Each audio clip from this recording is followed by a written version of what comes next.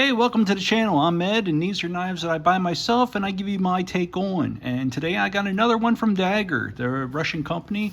You can get them on BladeHQ. I find them to be a little cheaper on eBay. I'll try to leave a link for both in the description, as well as the specifications for this here. What I have for you today is their straight edge inspired flipper knife, and this is called the Boris Britva. And it's very smooth, it's very long, and very thin too, but it's nice. And I had just done a review of another, and this was the Behemoth Slim, which is also a very nice one. But if this will give you an idea of that, this is even bigger than that one. But it does not really feel like it takes up a lot of real estate in the pocket. But this is a tremendously large knife. We're talking 9.75 inches overall. The blade is 4.375 inches of VG10 and a nice satin straight edge type of finish there. It's just really nice. The cutting edge, 3.75 inches. Handle 5.375 inches and a weight of only 4 ounces. Now let's see what we got here. Just those were the specifications from BladeHQ, and yeah, this is definitely over 4 inches of blade, and I could see the cutting edge being,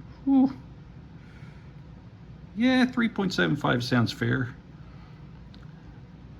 And overall, yeah, it's over 9 inches, over 9.5 inches, 9.75 inches. And the handle, as was said, was, let's see.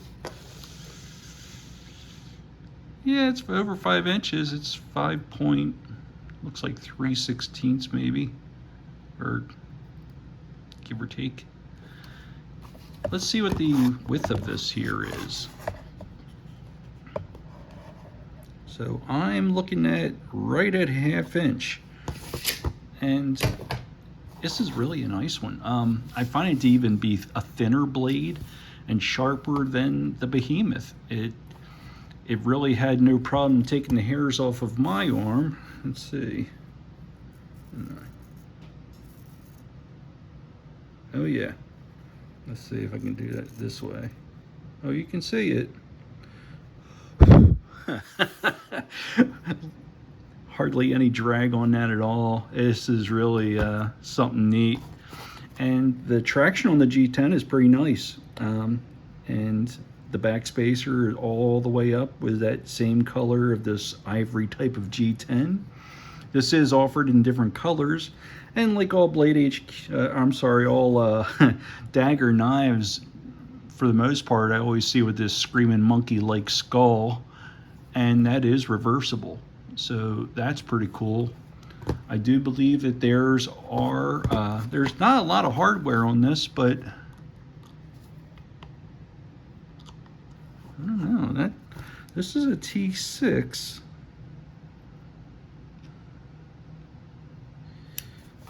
and that is not doing nothing, so maybe it is T8. Let's see if I can find a T8 in here.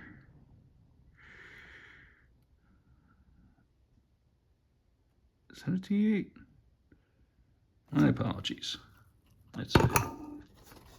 I don't want to get this wrong and get yelled at again. I don't know what that is. See what else we got. Yeah.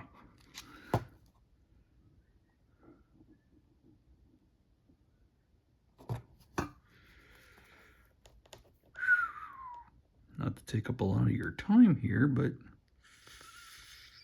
it's definitely not a T6. It's a little thick. It's a little thick. How about this? Ta-da, be T8. Oh yeah, that is T8 all the way. So that's a good thing.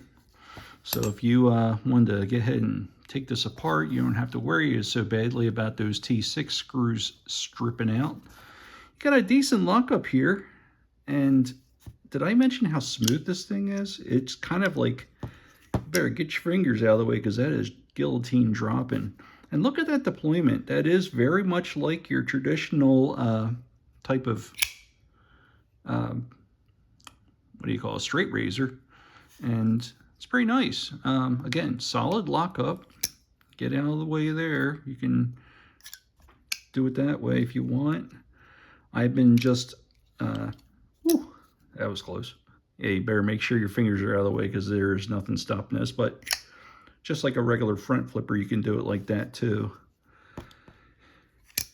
I think the best bet is letting it fly down this way, holding it like so, so you're not gonna run the risk of getting a guillotine on the hand. See what I mean? And look at that jimping. That's pretty impressive. So yeah. Now, there we go. And you can feel that all the way up.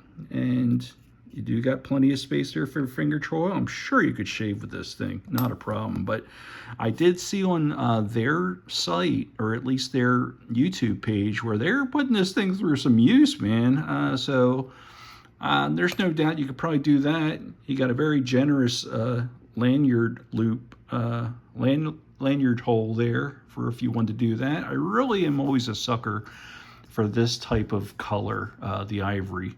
And this does look like your traditional type of razor, but you can get, you know, you got the pocket clip there. I'll tell you what else you got. They were nice enough to put in here this here, and it even has their pocket clip. Very nice, real leather, and very nice little sheath. I mean, depending on what you want to use that for. If you don't want to use the pocket clip and just have this sitting in there like so, take the clip off and what have you, that's real leather, and that's really nice. So hey, bravo Daggerr on that. So yeah, that's it. This is the Daggerr Boris Britva. I hope I'm saying that correctly. And I'm It's Blades. If you would, please like and subscribe. It is greatly appreciated. I'm doing this for you. I don't get nothing out of it. Just giving you my take on knives that I have and the perspective it's coming from for me. So you guys take care. I hope, well, hey, before you go, let's see if there's any size comparison that you'd like to see with this, because this is pretty big. I have the Main Street, the full-size Main Street, and I also have the Spyderco Manix too. So, yeah, you got yourself a big freaking cleaver type straight razor here that is very usable. And again, it's very sleek, slim profile of the whole thing, and very nice looking. And again, I got this considerably cheaper off of eBay, but I'm sure you'll find in other places. I'll leave all that in the description. I hope you guys have a good one. Take care. See you in the next one.